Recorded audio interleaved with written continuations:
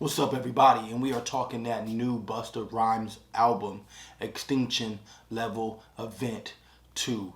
Let's go. Gotta live for today and forget about the past. Fighting with yourself, fighting with your life. And we are back. What's up, everybody? We are talking that Busta Rhymes album, Mr. Row Row like a dungeon dragon himself. Extinction Level Event 2. Let's get to it. Extinction Level Event 1 dropped in 1998. One of my favorite Busta Rhymes albums. The Coming, When Disaster Strikes, Anarchy, The Genesis.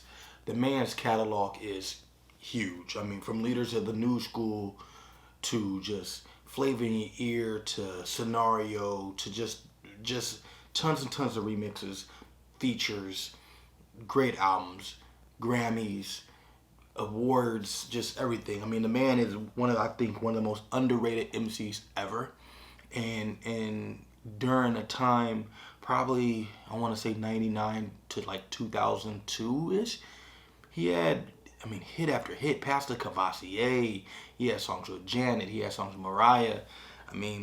I think he's really slept on, and I'm good to see him getting his flowers. I'm good to see him sparring with T.I.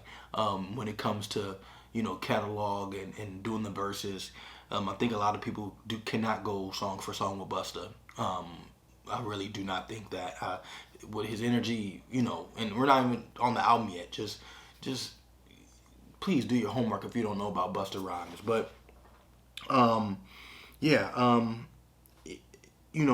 this album, I think it was the last one he did was in 2000. I want to say 14 or 2012, the Year of the Dragon. Not a big fan of that as far as when you compare it to his great albums and great body of work that he's done. But yeah, I think this album I heard about it in like 2016 when he was talking about doing it, and I didn't know what he was gonna bring. There's one song I think he did with Trippie Redd. I wasn't a fan of that. The song with the reggae song, wasn't a big fan of that when it first came out.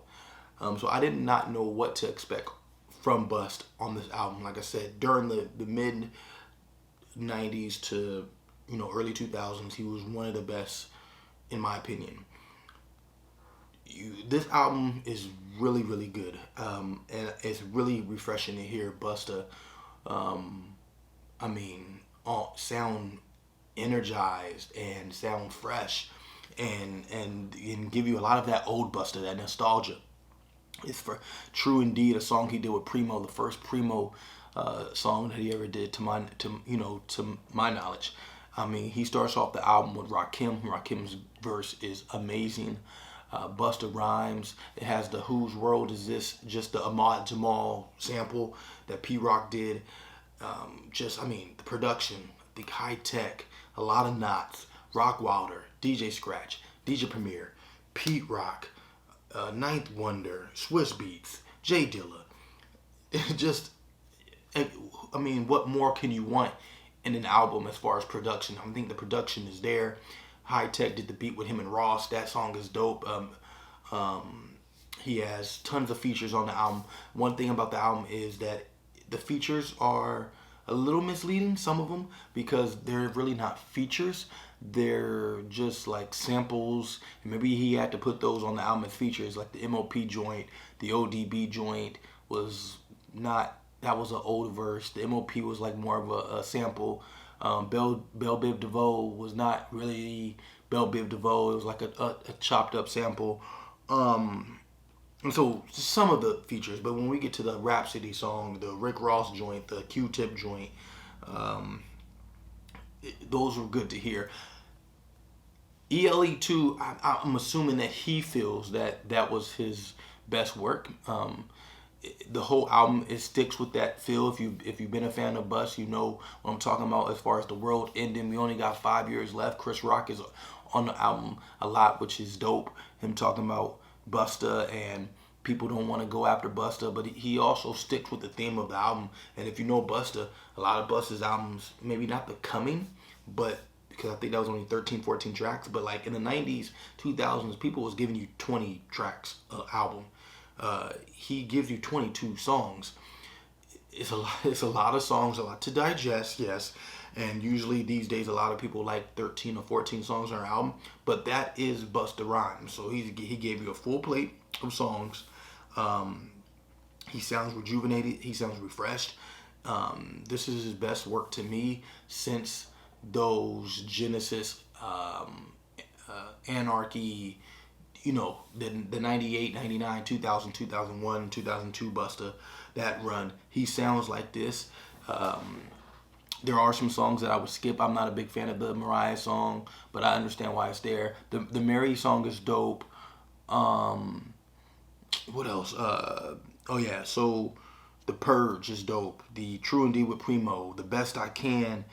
Deep Thought, which is the Rakim Ghetto song. If you know about Rakim's Ghetto, that is that same beat, but just him spitting over it. Look Over Your Shoulder with Kendrick Lamar. How can I forget about that?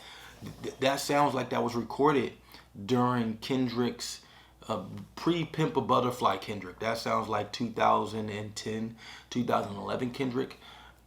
That's nothing wrong with that, but some of these songs do sound like he's been trying to release this album for a while, and he finally did. And bravo to you, Busta. I mean, I think it's great to hear, these classic and legendary acts still produce great albums. Gangstar did one last year. I think there's no reason why Busta can't. Nas dropped an album, Black Thought. So there's still MCs that are dropping great projects, and Busta is one of them. And so, his lyrics that's never been anything to even sleep on. I think he's one of the best lyricists during his prime. I think he brings it on a lot of songs. I think the True Indeed song he kills. The song with Rakim he kills. And I like that he stayed on theme the whole album. I mean, there was really nothing that didn't seem like it didn't fit. Maybe the reggae song and a couple songs didn't seem like they fit. Maybe those were put on like after. But to say the least, I mean, this album I think is one of my funnest listens for the year. Just to sit back and listen to him and be like, whoo, like I remember that Busta. I just remember that coming and E.L.E. the first one and the Flip Mode Squads and all his features. Like this is a nostalgia album, and I'm really excited that he's getting his flowers around the album. I'm excited that he was on Drink Champs. I gotta watch that. I'm excited that people are even having a conversation about him and T.I. Like I'm just excited because I think he's one of the most slept on MCs we've ever had. And is this an album that cements his legacy? If this is his last album, then yes, this is a nice cap to his career. So bravo to you, Busta. Big fan of the album, and just big fan of the album. Lyrics up here, beats are up here, concepts up here. The theme of the album, just 5 years left, and everything that's going on in the world. 2020, just he takes that and he really zones in on that concept. And if The Coming was the first album, then this is great to end off his career if this is it. But anyways, tell me what you guys think down below. Comment. Until next time, you guys take care. Peace and love. 100. I'm out.